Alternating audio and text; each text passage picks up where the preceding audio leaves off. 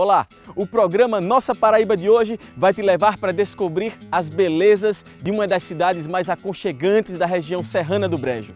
Conhecida como a Princesa do Brejo, Serraria conserva em seus casarões de estilo colonial a memória e a grandiosidade dos caminhos do frio do nosso estado. O Nossa Paraíba começa agora!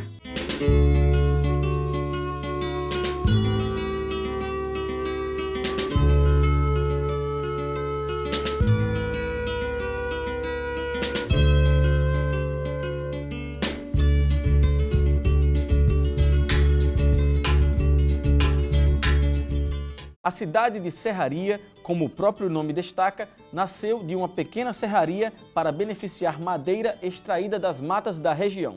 A antiga serraria existia no lugar onde hoje existe a Igreja Matriz do Sagrado Coração de Jesus. A serraria surgiu porque nos pinhaços do Brejo, como se dizia antigamente, esse pessoal que vinha do sertão do Curimataú passava exatamente por aqui no local onde é a igreja. Passava em direção a Guarabira, que era um centro maior, a Itabaiana, a Mamanguape, que chegou a ser até a capital, lá era uma das cidades mais importantes aqui da região, Mamanguape. Então isso era a passagem deles, era o caminho natural. E Manuel Birindiba, esse cara entendeu de fazer aqui em Serraria, ou seja, nessa passagem uma serraria, onde hoje é a igreja. Ali tinha uma espécie de um planaltozinho, troço pequeno, e ele montou uma serraria. E daí passou a ser onde o pessoal vinha o pernoite. Ele vinha com os burros, onde ia comprar mercadoria lá em Guarabira e Mamanguape, e pernoitava aqui, na serraria. E foi surgindo, foi crescendo, e fizeram as casas, e passou a ser, olha, vamos parar lá na serraria, ficar lá na serraria, e começaram a construir. E os Duartes, que eu acho que é talvez uma das primeiras famílias daqui, começou a construir e fazer, aí onde fez a farmácia e as casas dos filhos. Os Duartes, que é uma das famílias mais importantes aqui de Serraria, tem outras também, mas é uma das mais importantes e uma das mais antigas. E vocês estiveram talvez lá no engenho, que era o engenho martiniano, que era a origem da família Duarte. Quer dizer, eles começaram ali, por sinal, deu um senador da República, Serraria já teve pessoas importantes, senador da República, governador do Estado, deputado estadual, federal, etc. Serraria já pertenceu antigamente, o primeiro era a comarca de Areia, onde toda essa região era de areia. Inclusive tem no livro de Dr. Celso Mariz, ele tem, Serraria antes e depois do termo, porque foi Areia que era a sede do município. A sede do município era Areia e todas essas cidades, como Bananeiras, Borborema, Solânia, Pilões, Serraria, isso tudo era do município de Areia. Depois é que Serraria passou a ser comarca. Também foi de Bananeiras, e depois ficou aqui, Serraria, sede do município. E essa sede do município trouxe com ele Pilões, que foi distrito de Serraria, e Arara. Esses dois distritos, a primeira emancipação foi de Pilões e depois Arara. Serraria tinha 42, 43 engenhos, que a maior economia era rapadura e aguardente, mas muito antes de rapadura e aguardente, Serraria começou com amora, o bicho da seda, que inclusive eu tenho alguns pés que consegui para trazer para cá para contar a história de Serraria. Então surgiu com amora, o bicho da seda, mas isso muito pouco. Logo no começo, talvez, quando começou a cidade, quando começou a fazer pegar o nome de Serraria mesmo, o bicho da seda, e depois foi café.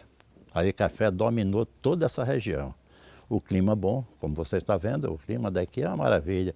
Ela não tem uma diferença muito grande, porque Serraria chega a 18 graus dentro de casa. A sensação térmica você pode chegar a 12 graus.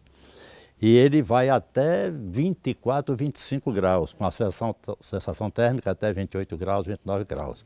Então isso deu muito bem para café. E a região ficou toda tomada, tudo era plantio de café. Serraria e os arredores. Serraria, Solânia, Bananeira, Borborema, etc. Depois veio o advento da cana. Cana para rapadura. Porque Brejo chovia bem e os proprietários daqui começaram a plantar cana. E realmente foi quando cana deu uma disparada por conta da fabricação de rapadura e aguardente. Nessa época não tinha usinas. Por aqui não existia usina, era somente a fabricação desses dois produtos, rapadura e aguardente. Depois da cana-de-açúcar, por conta da topografia, que isso é muito ingrato, você não pode mecanizar, começaram a surgir usinas, aí veio agave. Agave com uma usina de beneficiamento de agave. Aqui toda a região passou a plantar agave, então saiu de cana-de-açúcar para agave. Depois voltou novamente cana-de-açúcar com o surgimento das usinas, principalmente a usina Santa Maria, lá em Areia, aqui perto, e a usina de Alagoa Grande.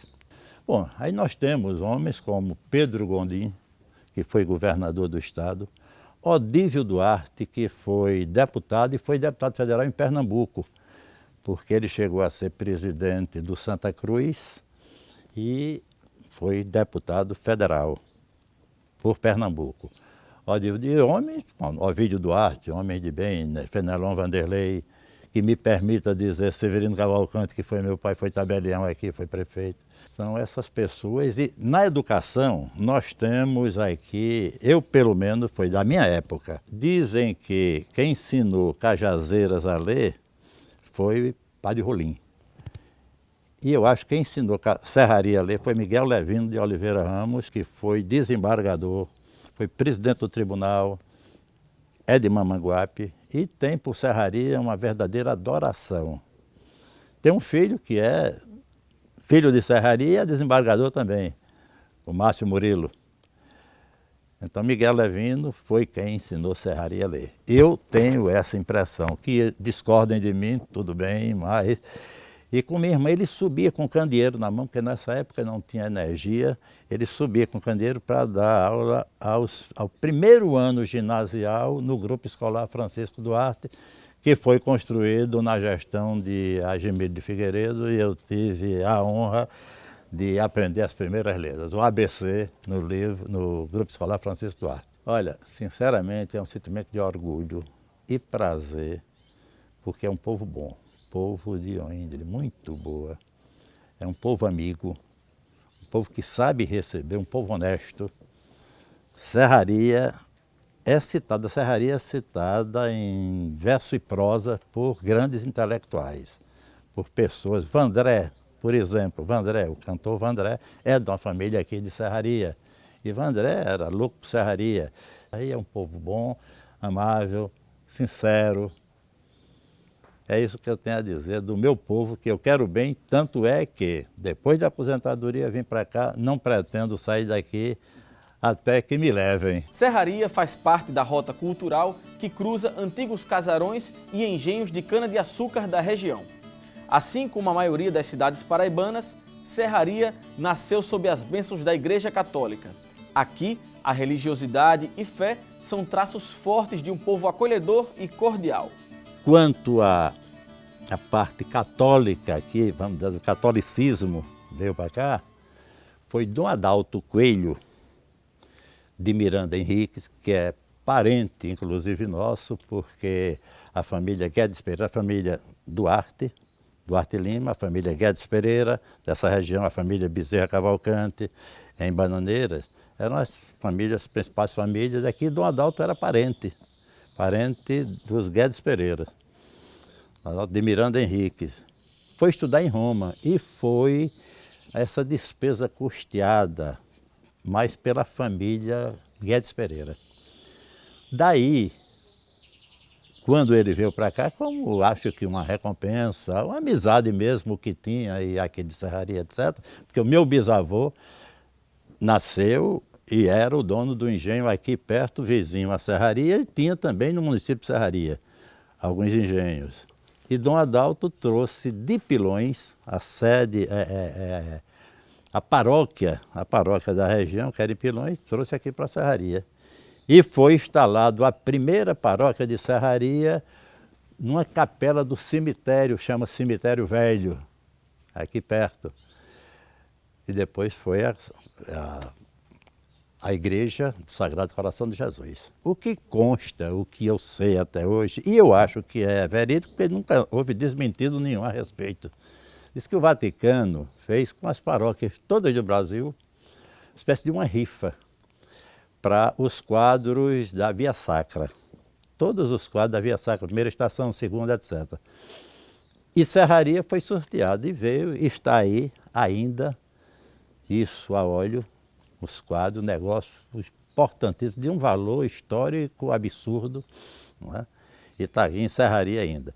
Infelizmente, um dos párocos aqui da cidade, ele fez um dos maiores absurdos aqui na igreja, porque os altares de Serraria, os altares da igreja, era um negócio fantástico. Aquelas colunas antigas, pintado ainda aquele de ouro, etc. O negócio devia ter uns seis altares, tudo de primeiríssima.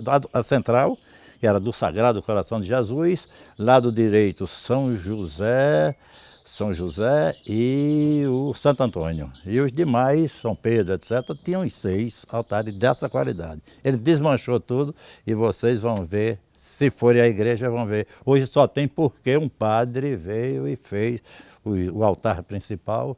Ele tirou tudo, deixou só uma cruz. Há um conjunto de 14 telas que retratam a cena da Paixão de Cristo, a chamada Via Crucis, ou Via Caminho Sagrado, Via Sacra. Quando cheguei aqui, encontrei esta fala, e é nesta fala que a gente respeita e acolhe. Estão aí essas imagens. A mim coube, por zelo e responsabilidade, colocar uma nova moldura no ateliê, por sinal, lá em Olinda, para preservar e respeitar aquele que é o gosto do povo. A gente não entra no mérito exatamente do dado histórico, da verdade no sentido, quem deu, pintou esse ou aquele. Eu penso que mais do que isso, a autoria do tempo, o gosto do povo, a religiosidade tem aqui em Serraria, nessas gravuras da Via Sacra, um símbolo importante para a sua história. Então, como dizia, se a história não é feita apenas de fatos nus, crus, cronológicos, mas da experiência de um povo, essa experiência se torna verdadeira. No caso de Serraria, ora, não é, eu diria, privilégio de Serraria ter o Sagrado Coração de Jesus como padroeiro. Por exemplo, Pilões, aqui vizinha, tem também o Sagrado Coração como padroeiro. Mari, ali, como vocês todos conhecemos, perto de Sapé. Então, a escolha, sinceramente, eu não sei. Agora, era costume, e naquela época, a paróquia foi fundada no dia 2 de outubro de 1900, estamos aí 116 anos. Então, era muito forte naquele momento, exatamente os movimentos populares religiosos que decorreram, nasceram da devoção ao coração de Jesus. E a expressão mais forte, apostólica, popular, devocional, é o chamado apostolado da oração, que vem exatamente dessa concepção religiosa.